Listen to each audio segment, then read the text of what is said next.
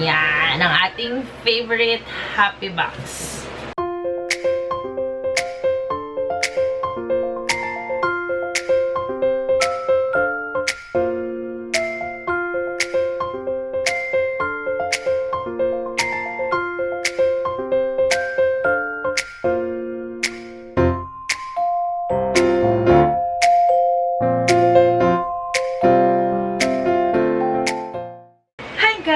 Welcome back to my channel. Nakikita nyo ba ang nasa background ko?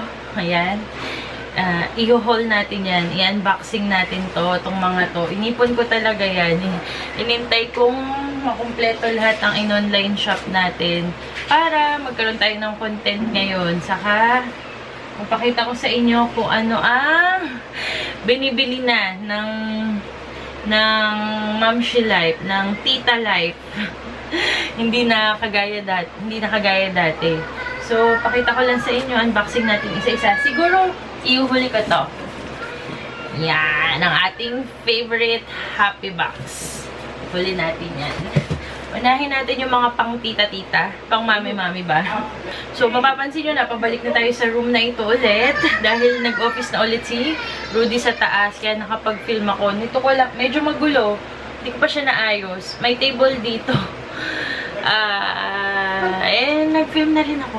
Okay na rin yun. Okay na yun. Basta, chill-chill lang tayong unboxing natin ngayon.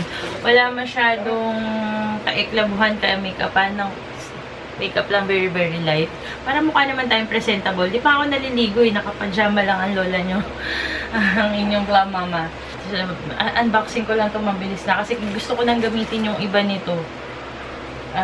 Oo. Gusto ko nang gamitin. Gusto na, request kasi ni Luis yun. Kaya kailangan ko nang ma-open. Buti na lang halos sabay-sabay sila dumating, magkakasunod. So, una nating iyaan ba, ang o-open ay yung from Shopee. Yung tatlong items na to from Shopee. Doon ako kalimitan nabili. Kahit yung mga diaper ni Luis, doon ko rin nabibili sa Shopee. Anuhan ako, pang isang buwan yung binibili ko para sa kanya. Kung hindi naka-sale sa Shopee, sa Lazada ko binibili. Tinitingnan ko kung saan mas mura at kung saan may free shipping. O, diba? At as much as possible, binibili ko siya ng mga yung 1, 1, 2, 2, 3, 3, mga ganun-ganun ba? Mga ganung marketing strategy nila. Hindi alam. Alam ko na to kasi ito ay kadugsong nag-testing kasi ako bumili sa shop na to ng seat cover. Yung seat cover namin, yung dining chair namin, napaka-tsaka na. Tagal na rin kasi noon. Tapos nung baby si Luis, binubulat-lat niya yung mga foam noon, tinatanggal, binubut-but. So, ang pangit na niya talaga. Kaya, nag-try akong bumili ng seat cover sa shop na ito, sa Shopee. Okay naman siya. Nagustuhan ko. Makapal siya. Hindi siya yung manipis lang na nabibiling seat cover. Katulad na nabili ko sa couch ko na seat cover. Nag-try lang ako nung una ng 3. So, bumili ako ng another 3. Kasi 6 yung dining chair ko eh. So, kinumpleto ko lang. Yun. Ayan yun. Makikita nyo siguro to sa mga upcoming vlogs ko. Try ko insert ang picture dito.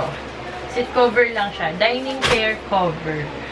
Ayan. Next natin. Mabilis lang to na haul ha. Siningit ko lang. Magka-content lang ba? Lagi na lang kasing absent ako sa aking YouTube channel. Nababawasan tuloy nababawasan yung mga subscribers ko. Kala yata nila din ako mag-YouTube. Pero nung nag-upload naman ulit ako na, umakyat siya. Kaya lang, absent na naman ako ng another week. Ito, ano nga ba to? Hindi ko alam kung ito yung mauna kong ma-edit or yung vlog ko na yun. Ang mauna kong ma-edit. Kaya ako in-order to para dun sa vlog ko na yun na nauna kong na-shoot, na-film. Kaya ako to binili. Kaya lang hindi siya umabot. Natapos na yung ganap ko dun sa vlog na yun bago to dumating. Kaya nanghiram lang ako nun. Makikita niyo sa vlog ko yun. Susunod kong vlog. Kung ma-edit ko na siya. Diba? Ang daming utang. Ang daming utang na edit. Ito ay wine opener. Diba? Diba? Alcoholic lang. Later, Oo, isasend ko doon. Dadalhin doon ni Mami, ha? Dalawa siya. Dito sa shop na to, dalawa yung kinuha ko. Sabay-sabay natin. No, don't come here because it's dirty. Ganda ng packaging mo. Ganitong box. So, kala mo fancy. Mura lang to eh. Try ko insert yung price nila. Wow! O, ayan, Paul. Ay, Paul mong gaga. Nalaglag na. Nalaglag, masisira ko pa. Ayan, Paul and Aisen. May wine opener na ako. Ayan, hindi ko rin alam paano gamitin to. Basta, makita nyo sa isang vlog ba kung bakit. At yung isa pa, same shop. Ito yung dinidikit sa lababo. Sa sink. Kasi yung lababo namin, natutungkab yung niya, yung lining ba? Ibang tawag dun? Hindi ko alam tawag dun eh. Na tutungkab siya. So, lagyan ko nito. Nag-search ako anong pwedeng gawin sa ganun. Kitchen, bathroom, strip wall, corner, ceiling. Para dun siya. Ayan. Pang dyan siya. Diba? Titang-tita. Mami na mami. Mga binibili. At ito, nagre-request sa akin si Luis ng ewan ba yun? Matagal na. Ewan ko isang araw ano yung napapanood niya, yung nire-request niya. Kaya ayan, since favorite ko din naman yun, kumuha na ako. Ito ay heart. Hindi pala to heart. Bakit heart? Hindi naman heart in order ko. Hindi naman heart in order ko. Rectangle yung pinili ko.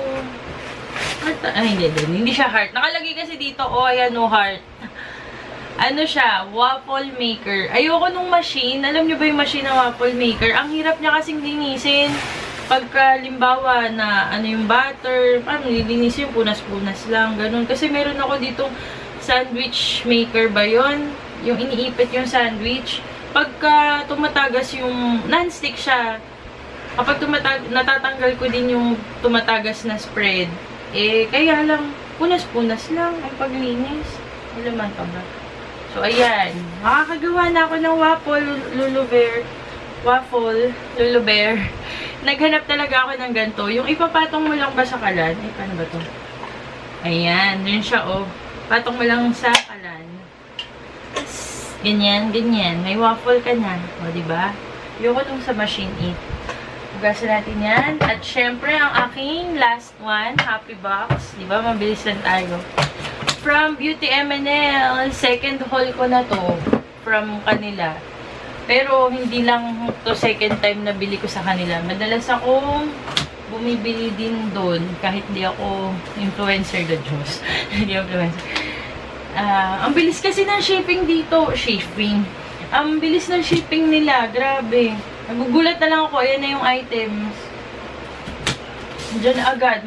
Magte-text na sa'yo. So far, wala naman akong masamang encounter. Tsaka sobrang secure yung mga items. Ayan diba? Ay, nabagsak. Ang daming papapel sa loob. Ayan. Ayan diba? Choose to find joy in everything around you. May pakut pa silang ganyan. Cute, diba? Cute. Ito yung unang dumating sa lahat. Ang tagal na. Talagang sinabi ko siya. Teka lang. Diba, nakapapel na sa ibabaw ng box. Pero, yung items na in-order mo, naka-bubble wrap pa sa loob. At naka-box pa. Diba? Ganun siya ka-secured. Ayan! Naka-sale sila. Halos mga sale items tong binili ko na to. Lagi naman ako sale items. Naka-sale lang binibili. Binili ko to hindi to sponsor. Eto, dahil wala na yung retinol ko, nag-expired na siya. Hindi ko siya naubos, nag-expired na. Kasi hindi, sabi ko nga, gusto ko nang magkaroon ng skincare routine. Diba, meron akong maraming mga products. Siyempre, galing niya style. Hindi rin ako consistent naglalagay. Kaya, ang hirap magsabi sa inyo nung epekto niya. Pero na lang, kung meron talaga akong susundin isang buong week, masipag ko siyang i-apply gabi-gabi at araw-araw. Wala. Nakakalimut. Sa gabi, tinatamad ka, yung ganun. So, ayan. Balik tayo sa retinol. Ito yung retinol ko na ginagamit from The Ordinary. Na ako 2%. Ito yung Granactive Retinoid Emulsion. Emulsion siya. 2%. Parang ito yung retinol na yung potency niya high, tas high din yung effect, yung side effects. Parang ganun. Kalimutan ko yung term. Ay, nakakalimutan ko na lagi yung term. So, from the ordinary. Yan yung ginagamit ko. Kasi ito yung mura.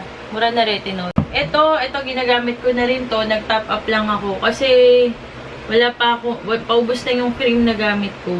Kasi more on day cream yung ginagamit ko. Wala talaga night cream. Pero ito, parang maganda siyang night cream. From Misha. Gamit ko na to. Ilan ko na ba to? Pangatlo ko na yata. Small yung binibili ko. Ang mahal kasi nung full size nito. 1,000 plus. Ganon. Maliit lang. May padating na naman ako. May isa pa akong happy box na dadating. Yun ay super happy box talaga. Kasi ito, gumastos pa talaga ako ng bongga dito. Hindi naman bongga. Kasi sale naman tong mga to. VT Cosmetics, ayan VT Cosmetics kasi ang VT Cosmetics yung official Instagram account nila. Naglalike sila sa mga post ko, sa mga IG post ko, lalo na yung mga makeup, ganon. Naisip ko, wala akong VT Cosmetics na product. Gusto ko yung products nila, itry. Kaya lang, ang mahal niya. Hindi siya pang full-time mommy. Hindi siya pang full-time mommy yung presyohan niya. Nakita ko sakto to. Ito, ang Real Wear Water Cushion. Hindi ko yan i-open, guys. Alam niyo naman yung itsura ng cushion. I-open ko. Seal ba? Hindi ko tatanggalin yung seal sa loob. Alam ko, sigurado ko naka-seal to sa loob. Nakuha ko siya ng 263 pesos. Alam ko, original price nito, parang naglalaro sa 1,900 or 1,000. Parang ganun. Tapos nag-sale 263. Grab ko na kahit di ko siya ka-shade. Tingnan ko lang. Ito yung darkest shade. Ang cute, diba? Ang cute ng pop. Sobra. Okay. Feeling ko nga dito ginaya yung yung packaging ng alam niyo na, yung local brand. Kasi sila talaga yung may ganitong packaging. Sa VT Cosmetics. At ito pa. Iba yung mga eyeshadow palette ko. Hindi ko alam kung okay pa siya naman.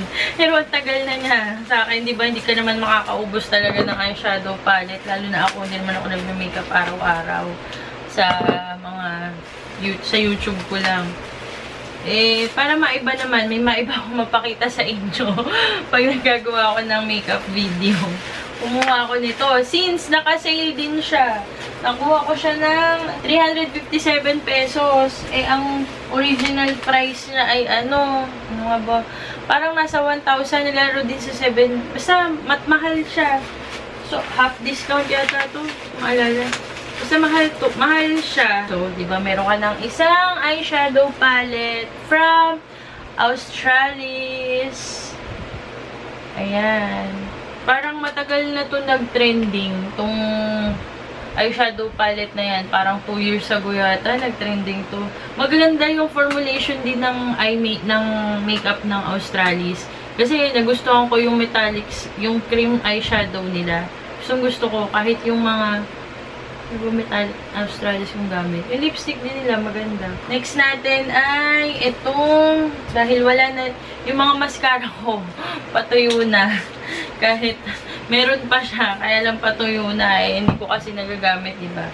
So, kumuha ko nito. Anyhow, kumuha na lang ako nung naka-sale na mascara. Ganun na tayo bumili ngayon. Yung naka-sale, ganyan. CoverGirl Total Tease Mascara. Kasi okay naman yung nabili kong eyeliner ng CoverGirl. So, siguro okay na rin. Ang mascara naman, maglalagay ka naman ng false eyelashes. Ito, top up lang to. Kay Louis Toy. Itong After Bite Natural Soothing Gel niya. Yung batang yan, nagsi-self-medicate. Akala niya gamot to. Pagka may awi, may makate, mami medicine. Pag di ko napansin na, siya na mismo kukuha nito dun sa lagayan niya ng dede. Doon nakalagay yun eh. Kasi laging nagkakamot, nagsusugat. At ito, top up lang din. Hindi ko maalala ko na-try ko na siya dati sa SG nung bago pa lang yung in-spray nung time na yun. Yung kasagsagan pa ng kasikatan ng green tea, mga green tea sa skincare. So, yan, dahil paubos na yung skincare natin ng Laneige from Yes Time, top up lang tayo. Naka-sale din to. Kaya ako siya binili. 350 na lang. Parang 500, 600 ba to? Ito, freebie nila. Freebies. Marami pala. Itong Beach Hut na sunblock cream na sachet. Ito, Beach Hut Max 100 lotion. 10 ml siya. Itong isang sachet. 100 S++ ang SPF niya. Ayan siya. Tapos, yung isa pang freebie nila ay Palmolive Expert Thick Trial Kit. Ito yun. Isang conditioner, saka isang shampoo. So, try natin. Ano bang gamit ko? Anti-dandruff shampoo lang lagi gamit ko.